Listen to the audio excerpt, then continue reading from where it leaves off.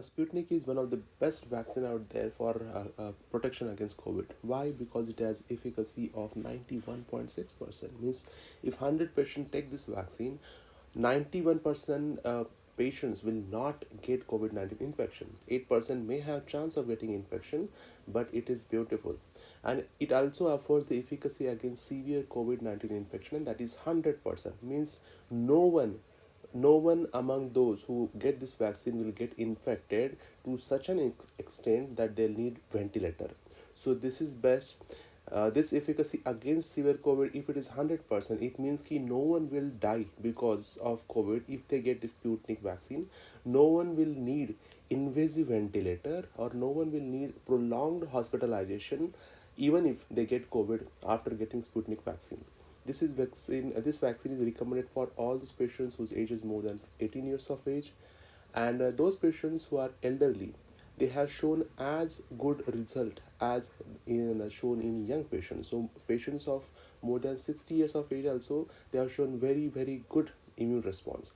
The best beauty of this vaccine is it gives very beautiful humoral as well as cellular immunity. Humoral immunity means development of the antibodies, and these antibodies work like an air force, and they go and damage and they go and bind with all these viruses, which can be very effectively cleared by our defense system. It gives very good, robust cellular immunity response. It means that those cells, those our body cells, can directly combat with the viruses. They are like army of the of our body.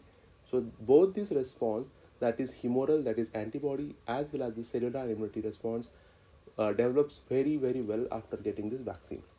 This data has been collected by more than 35,000 patients, those who have received already Sputnik, including Russia as well as India. This is basically a dual recombinant human adenovirus vector based vaccine. Means this vaccine preparation has used adenovirus as a vector, and this adenovirus is a very neutral virus. Basically, it does not create any complications like thrombosis, which can be seen with other vaccines, that too rarely. The schedule of this vaccine, there are two doses. The first dose, that is of component 1, and the second dose is of component 2. Both these vaccines are given 0.5 ml in the muscle, first dose on the first day and second dose on the 22nd day. As the constituents of this component 1 and 2 are different, this component 1 and component 2 cannot be interchanged. In the first dose has to be component 1, and the second dose has to be component 2 only. The adverse effects are very mild. Most of the time it is like flu-like symptom, headache, malaise, local reaction like pain, local swelling at the site of injection, abdominal pain, nausea, fever, weakness, tiredness. But these are almost always self-limiting and usually disappear over a period of 2 to 3 days.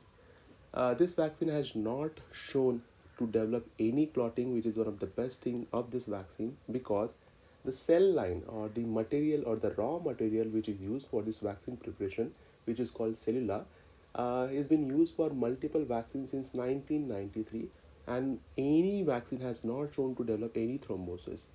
And one of the component is the impurities. If vaccine has minor, very minor impurities also, it can also lead to development of clotting. So this vaccine has no impurities at all, causing significantly reduced or no risk of clotting at all. And the adenovirus vector which is used for this vaccine preparation is very neutral to our body. So even though we give this adenovirus vector in our body, in our blood, it does not create any other complications. Those patients who are on blood thinner like aspirin and clopidogrel, they can directly go and take the vaccine. They don't need to do or modify anything.